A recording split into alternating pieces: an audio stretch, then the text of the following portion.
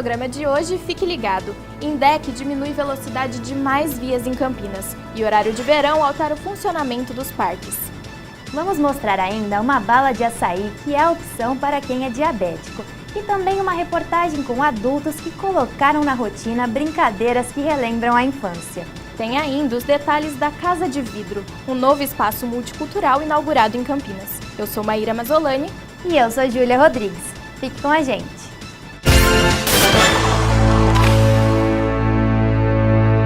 Olá, está começando mais um Espelho Urbano. E vamos falar de trânsito. Quem já tomou multa por velocidade, é melhor ficar atento. A INDEC, com o argumento de diminuir os acidentes com morte, reduz a velocidade de mais vias em Campinas. E a medida desagrada os motoristas. Confira na reportagem de Júlio Nascimento. Na cidade sempre tão desesperada para chegar, reduzir os limites de velocidade pode desagradar aos motoristas. Eu acho que não tem necessidade, né? Porque 60 já é uma velocidade baixa. A gente, quando tem muito movimento, a gente já reduz a velocidade. Eu acho que essa única medida não é suficiente, não é verdade? Porque você vê que eu acho que essa velocidade é razoável. A INDEC argumenta que o tempo que o motorista perde é pouco. Na Avenida Doutor Heitor Penteado, que margeia a Lagoa do Taquaral, por exemplo, o limite passou de 60 para 50 km por hora em 2015. O tempo gasto para percorrer toda a extensão da via aumentou em 2 minutos. Bom, 2 minutos não afeta tanto assim no dia a dia, não é? Sinceramente, eu acho que afeta, porque eu vim de São Paulo por culpa do trânsito, cara. Então eu acho que diminuir 60 já é bom negócio, na minha opinião. Só andar com cautela. Para nós motoristas afeta um pouco, cara, mas se reduzir para 50 depende do padrão que tem de atropelamento, essas coisas assim, entendeu? Este é exatamente o argumento utilizado pela INDEC. Desde 2015, 11 avenidas onde o limite era 60 passaram para 50. Agora, em novembro, 50 km será o limite em mais 3 avenidas. Prefeito José Roberto Magalhães Teixeira, Dr. Ademar Pereira de Barros e Miguel Noel Burnier. Uma redução como essa, de acordo com a Prefeitura, pode diminuir em 30% o risco de morte em um acidente. Nós temos uma grande preocupação para reduzir a quantidade de acidentes, principalmente com vítimas, e o foco em vítimas fatais. Estamos na rodovia Engenheiro Miguel Noel Burnier, um dos pontos mais movimentados da cidade, onde o limite ainda é 60 km por hora. Mas em breve, o motorista terá que pisar no freio e redobrar a atenção para não ser pego de surpresa pelo radar. Para o secretário, com esse projeto de redução de velocidade, o trânsito fica mais seguro. De acordo com o balanço da INDEC, as mortes em acidentes caíram em 15% de 2015 para 2016. Está provado cientificamente que a velocidade no trânsito urbano ela é a principal causadora dos acidentes. Não só na quantidade de vítimas, como na gravidade dos acidentes. A reclamação dos motoristas fica por conta do número de multas aplicadas nessas vias. No primeiro ano de mudança, o número de penalidades aumentou em 4%. O estudante João Paulo Nobile está entre eles. Depois que baixou a velocidade para 50, eu tomei 4 multas. Na verdade, diminuiu ou aumentar a multa, a velocidade da via não vai fazer diferença nenhuma. E muitas vezes o cara tá na pressa ali, tá andando um pouco acima do limite e acaba tomando uma multa de besteira. Isso atrapalha no final do mês, né? Porque é um valor considerável. João Paulo foi penalizado na Avenida Heitor Penteado, no entorno da Lagoa do Taquaral, e antes da alteração no limite de velocidade, a via registrou 20 mil multas. No balanço de 2016, dobrou. Foram 41 mil penalidades, se tornando a segunda via com mais multas na cidade, atrás apenas da João Boy do Lope, que também mudou de velocidade. O horário de verão começou no dia 15 e traz mudanças. E quem gosta de caminhar ganha mais tempo no final da tarde para aproveitar os parques. Os parques e bosques municipais vão ficar abertos 1 hora a mais todos os dias. Com isso, passam a funcionar até às 7 da noite o Bosque dos Jequitibás, o Lago do Café, em frente à Lagoa do Taquaral, o Bosque dos Alemães e o dos Italianos, no Guanabara, e todos os outros. Já a Lagoa do Taquaral e a Pedreira do Chapadão, que ficam abertas até às 10 da noite todos os dias, continuam funcionando no horário normal. Realmente uma ótima opção para aproveitar o horário de verão, que vai até o dia 18 de fevereiro de 2018. E já que estamos falando em verde, Júlia, você sabia que Campinas deveria ter 1.200.000 árvores, mas na verdade só tem 800 mil? Pois é, Maíra.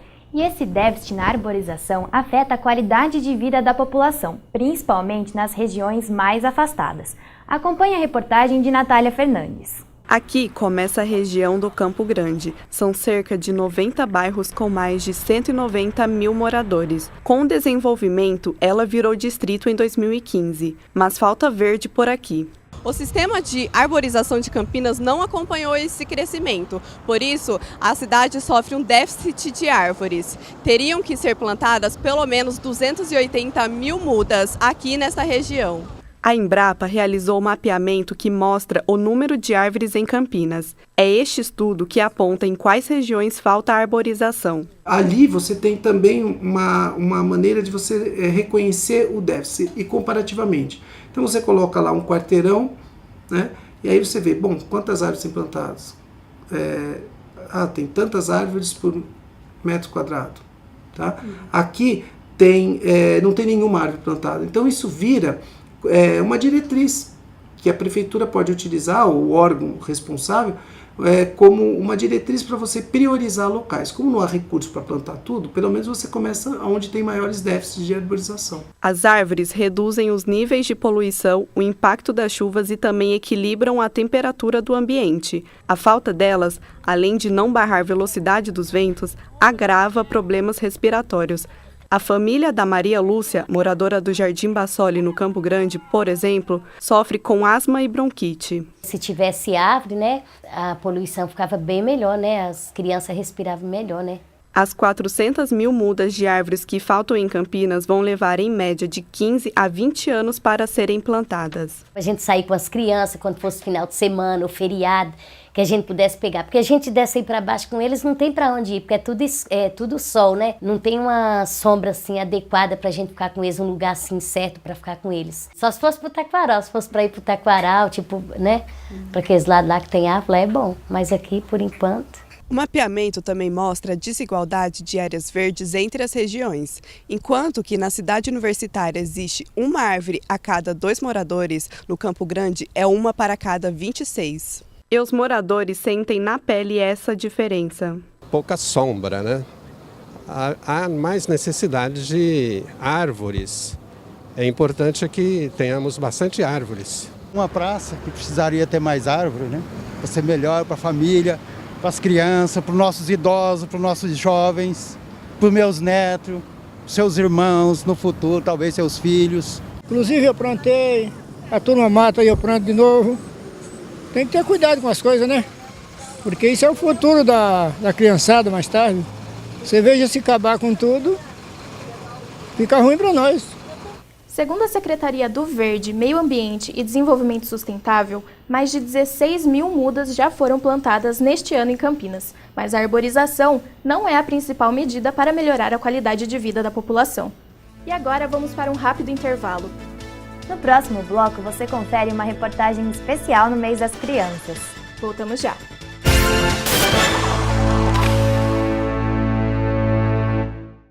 Problemas auditivos ou de comunicação são fáceis de serem tratados se descobertos logo cedo. Na Clínica de Fonoaudiologia da PUC Campinas, os pequenos pacientes podem realizar exames, terapias e, se necessário, receber aparelhos.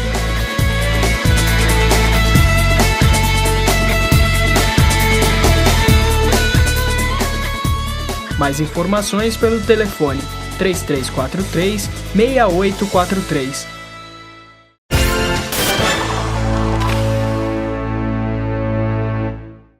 De volta ao Espelho Urbano, agora para brincar. No mês em que se comemora o Dia das Crianças, vamos mostrar adultos que não esquecem a infância. O repórter Gabriel Pincinato traz histórias de quem mantém brincadeiras como prática diária. Para os meninos, soltar pipa é mais que uma brincadeira. É um verdadeiro desafio para ver quem cruza o céu e consegue cortar a pipa do outro. Thomas já não é mais um menino. Mesmo assim, aos 21 anos, sempre arruma um tempinho para sentir essa sensação. Minha experiência começou com 5 anos de idade. Minha mãe fazia os pipas para mim, que eu ainda não sabia fazer. E desde então eu comecei a soltar pipa. Geralmente a gente já se prepara programa durante a semana, né? A gente conversa com os amigos, tudo para poder se reunir. Cada um prepara seus equipamentos, seu pipa, e a gente combina em algum lugar, se encontra e vai soltar o pipa. Kleber tem 26 anos e também ainda procura na infância inspiração para a vida adulta.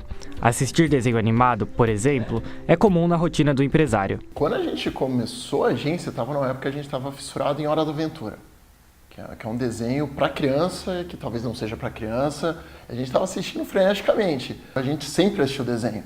Seja Hora da Aventura, seja Family Guy, Simpsons. Quem apresentou o desenho animado Hora de Aventura para Kleber foi o sócio dele. Arthur também se diverte com Airsoft, uma arma que, em tese, deveria ser para as crianças brincarem. Sempre quis ter essas arminhas, assim, eu nunca tive muito. As que tinha na época não eram tão legais, fazia barulho só tal. Aí eu falei, cara, vamos comprar esse negócio? Vamos. Aí quando a gente comprou uma, puta, aí falou, não, tem que ter 2 para atirar no outro. Aí tem uma mais pessoa, tem que ter 3 para atirar no outro. E foi indo. A infância também pode ser trazida para o ambiente de trabalho. No caso dessa empresa, o trabalho acontece, mas as brincadeiras de criança nunca param. É que os sócios Arthur e Kleber buscam sempre trazer diversão para a empresa. Então não adianta a gente não ser quem não é, não se sentir bem. Muito da decoração aqui é bonequinho que a gente tem em casa, boneco que a gente tem de criança. Então a gente quer trazer a nossa essência para o que é a empresa, para o que a gente faz. Uma das tradições da empresa é a confraternização que ocorre em locais normalmente destinados a crianças. A gente foi no negócio de cama elástica, que é um foco também de criança, né? Puta, tudo bem que a gente cansou em 15 minutos, né? Porque a gente tá mais velho, mas a gente ficou uma hora lá, cara, foi muito bom, né? E isso acho que ajuda na interação dos funcionários da empresa, até a gente que é dono aqui, todo mundo fica muito ligado, né? Para a psicóloga Margarete Bucheroni, a brincadeira também pode ser algo sério, já que faz parte de um processo criativo, além de servir como uma válvula de escape. Então as brincadeiras fazem parte de um contexto saudável, com certeza. Porque enquanto você está brincando, você está mais feliz, você está dando risada, o outro também, né? Então, isso tudo pertence a você, esse momento. Então, se você se oportuniza a momentos felizes, a chance de você empurrar o mal que quer te afligir é maior. Seja os desenhos, as armas de brinquedo ou a pipa, quem consegue manter no dia a dia algum tipo de brincadeira de criança sabe a diferença que isso faz. A minha infância foi maravilhosa, cara. Acho que até por isso que eu sou adulto feliz hoje, cara. Por causa disso, porque eu sempre aproveitei minha vida brincando. É muito importante que você está vivendo hoje, no estresse do dia a dia, você voltar um pouco na sua infância, brincar um pouco, fica bem legal. E vendo o Thomas se divertindo assim, é claro que eu não ia ficar de fora dessa. Você me empresta seu pipa, Thomas?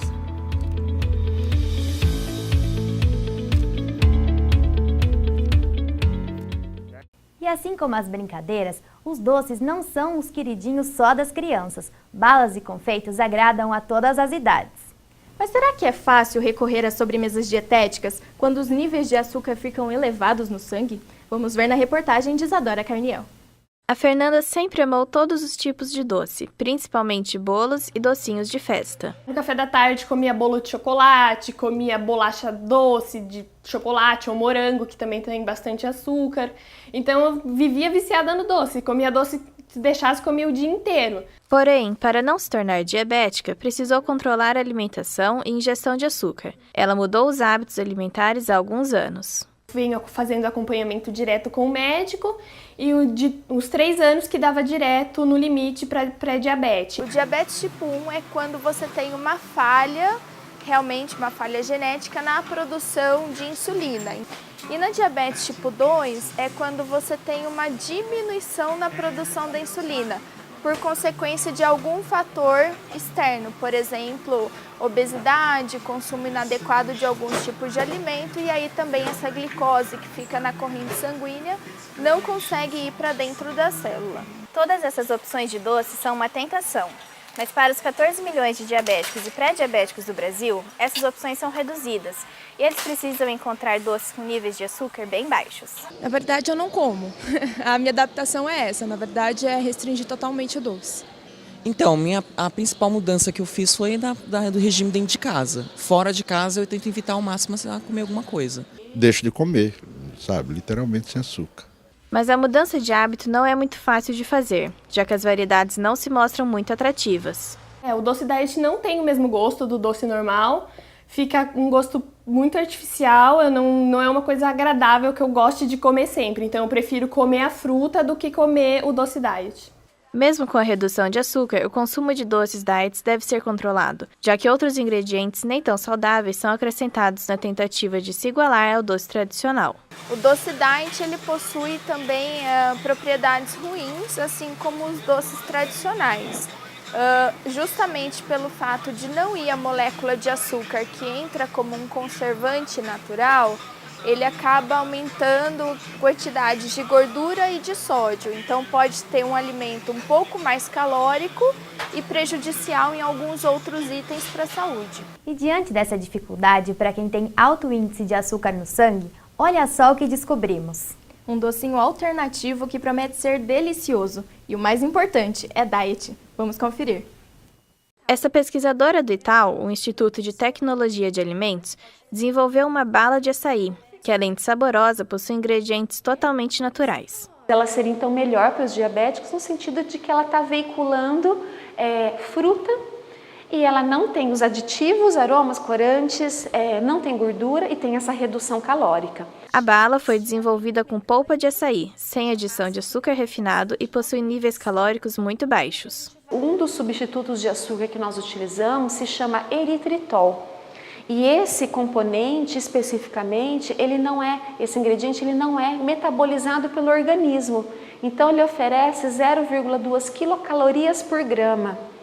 E se a gente comparar com um açúcar, por exemplo, o açúcar tem 4 quilocalorias por grama. Então, em função do uso, da substituição parcial do açúcar por esse ingrediente, a gente conseguiu essa grande redução. Com todos esses benefícios, esta bala de açaí promete ser uma alternativa muito esperada nas prateleiras, não só pelos diabéticos. A bala já está pronta para ser comercializada, à espera do interesse de alguma indústria do setor. Uma inovação tecnológica está bombando entre os usuários da internet. Um estudo aponta as vulnerabilidades do sistema Wi-Fi, que coloca em risco a segurança de dados. Confira agora no Conectados.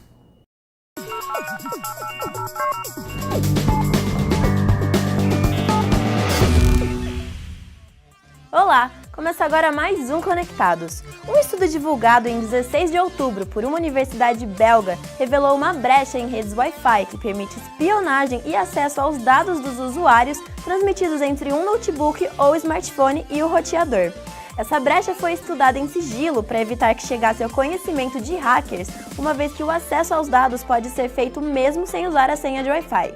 Entre os sistemas vulneráveis estão o Android, Windows e Apple. Mas os usuários desses aparelhos podem ficar calmos, as atualizações de segurança já estão sendo providenciadas.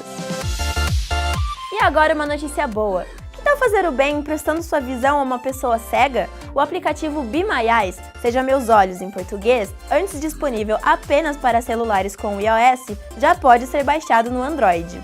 Ele reúne voluntários para auxiliar deficientes visuais em atividades do dia a dia, como verificar a data de validade ou ajudar na escolha de algum produto. É tudo muito simples. Depois que fez o cadastro, sempre que alguém estiver precisando de ajuda, você recebe uma notificação. Aí é só aceitar que o aplicativo inicie uma videochamada para que a pessoa possa te mostrar o que precisa. E para fechar o quadro, o Facebook lança uma nova opção de ferramenta. Aplicativo para pedir comida não é novidade, mas agora o Facebook entrou na disputa e o usuário pode pedir comida sem ter que sair dele para isso. É só entrar no menu e procurar pela opção Pedir Comida, que o Facebook exibe os restaurantes e o cardápio. Esta função está disponível apenas nos Estados Unidos e não tem previsão de quando chega ao Brasil ou outros países. Vamos aguardar, né? Até a próxima! Conhece a Casa de Vidro em Campinas? É no próximo bloco, a gente volta já.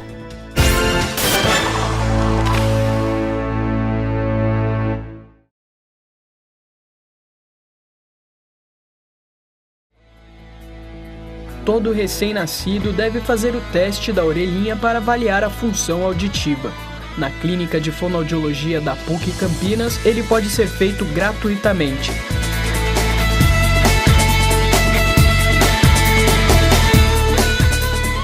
Mais informações pelo telefone 3343-6843.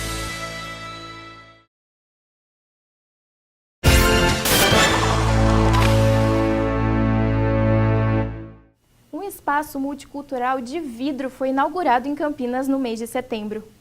A equipe do Espelho Urbano foi conhecer a estrutura E lá vamos conferir as dicas culturais e os detalhes do ambiente. E para te dar as dicas de hoje, nós estamos aqui na Casa de Vidro. Você vai saber um pouquinho mais sobre esse espaço daqui a pouco.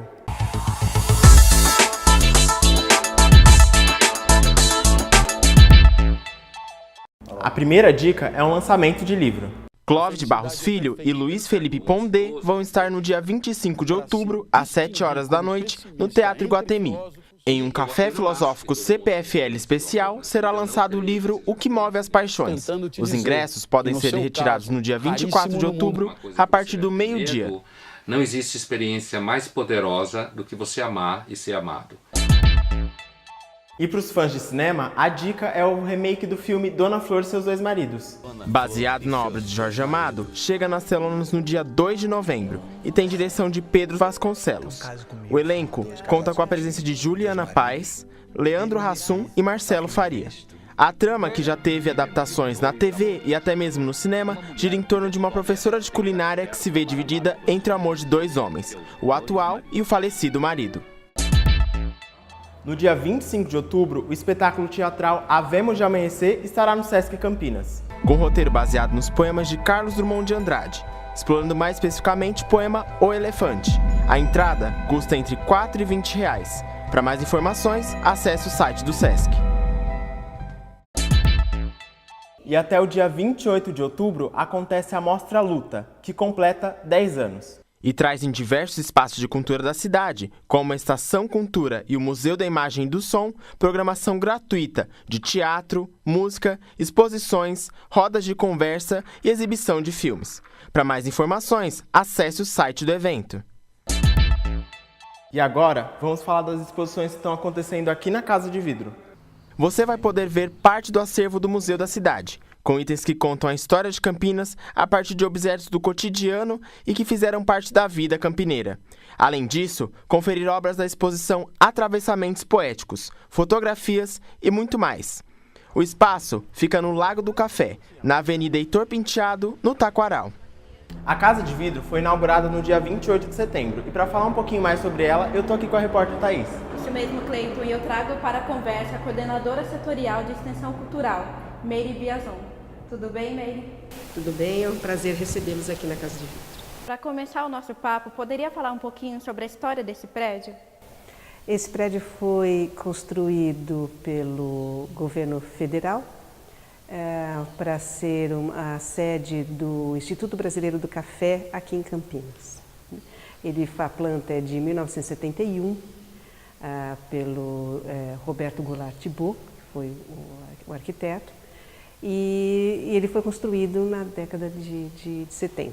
Na década de 80 foi feita a doação dessa gleba, que hoje é o parque, para o município. O Instituto Brasileiro do Café sai daqui do espaço. E agora, como espaço multicultural, qual a finalidade da Casa de Vidro? Hoje ele se propõe a ser um espaço multicultural para receber exposições de várias temáticas, música, dança, performances, né? Aproveitar esse espaço amplo, né, que nós deixamos, e também uma possibilidade de atravessar as paredes, né, que são de vidro, né? Então nós temos a possibilidade ainda de interagir com o lado de fora, além de, claro, o lado de fora também poder interagir com o lado de dentro. Um aspecto característico daqui é a arquitetura. Você poderia falar um pouquinho sobre o estilo? Roberto Goulart Thibault, ele é um arquiteto do grupo dos arquitetos do Rio de Janeiro, onde o grande representante estava lá, o Oscar Niemeyer, né? Então ele vem da escola do Le Corbusier, que influenciou bastante a escola de arquitetura brasileira na década de 40 e 50. E ele constrói esse prédio, mesmo na década de 70, né, mas bem ao estilo do Le Corbusier, né, com esse brutalismo, né, que é essa massa, né, de concreto, né, com as paredes todas de vidro. Qual é a diferença entre esse espaço e os museus convencionais da cidade? ele não se propõe só a uma linha específica no museu de arte, um museu de história, um museu científico, né? Um museu de multimídia. Ele é um espaço que pode receber todo tipo, um espaço aberto que pode receber todo tipo, né, de proposta. Muito obrigada pela entrevista. A Casa de Vidro é aberta ao público de terça a sexta, das 9 da manhã às 5 da tarde. Aos sábados, o espaço fica aberto das 9 à 1 da tarde. Para mais informações, acesse o site da Prefeitura de Campinas. E dia 31 de outubro é comemorado o Halloween. Para terminar o programa, confira as dicas da repórter Júlia Bucheroni para montar uma mesa temática bem criativa. Oi gente, tudo bem? Bom, como todo mundo sabe, outubro é o mês das bruxas. O dia 31, que é o Halloween, é muito comemorado nos Estados Unidos, mas tem muito brasileiro que gosta da farra, viu? Por isso, nessa edição do Espelho Urbano, a gente trouxe um monte de dicas para você montar uma mesa colorida, criativa e bem macabra. Eu trouxe aqui a professora Ângela, que sempre ajudou as filhas a customizar as fantasias e as festas temáticas. Professora, obrigada por aceitar o convite. Eu que agradeço, Júlia. As propostas hoje que nós estamos apresentando são simples, materiais baratos, fáceis de fazer e que qualquer um vai poder realizar. Então, espero que vocês gostem. E mãos à obra. Mãos à obra, ó, já adianto que a fita adesiva e a tesoura são as nossas melhores amigas nessas dicas. Vem com a gente! Hoje nós vamos dar uma dica de uma decoração de mesa, de fantasminha de mesa. É uma dica assim, bem simples, fácil de fazer, que não exige material muito complicado, apenas um copinho, um copo descartável, né? Um quadrado de folha de crepom e aí a linha, né? Linha de costura. De costura branca para a gente poder embalar o copo e os olhinhos, né? Que são recortados. Legal, aí aqui você pegou um molde com vários olhinhos. Isso. E aí ficou bem versátil. Você pode brincar, fazer um fantasma feliz, um fantasma bravo, um vesgo. Isso, aí vários tipos e fica uma coisa bem diferente. No primeiro passo a gente pega o copo, aqui o papelzinho. Tá. E vamos amarrar. Linha, né? Amarrar. Deixa eu te ajudar. Isso, a gente amarra. Agora a gente vai pegar o olhinho, né, que foi já, como você falou, recortado. Põe e cola branca mesmo, cola branca, não precisa mais. Só uma pontinha. Uma pontinha só, que é o suficiente. Vamos brincar com ele um pouco aqui. Você pode pôr o olhinho de cada lado, você pode fazer um vesguinho. Do jeito que achar melhor. Achar melhor. Depois que nem você falou, são vários tipos de olhinhos, né? E acabou? E acabou, só isso. Nossa. Isso é uma dica.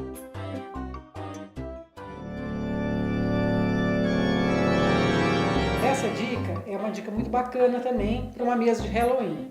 É um suporte, né, que a gente vai servir uma bebida aqui, no caso uma bebida aqui verde, né, para combinar com a cara do Frankenstein. Tá. E a gente vai servir como um poncho. Vamos lá encapar esse monstro. Bom, agora tem que cortar as rebarbas, né? Porque sim, tá aí muito... vai fazer Posso cortar? Claro. Tá, impermeabilizado. Agora é só fazer a estrutura do canudo. A gente improvisou esse canudo também, né? Mas pode usar outros materiais. Pode fazer um palitinho, aqueles palitos de churrasco. Agora o material... Tá, é durex e impressão. É muito pouco, você segura, né? então pra mim o canudo? Isso. Tá, então vamos grudar aqui. Bem grudadinho. Isso. Tá. E aí agora a gente... E aí, bem rente aqui a vasilha. E aí durex de novo. Um suco gostoso aqui.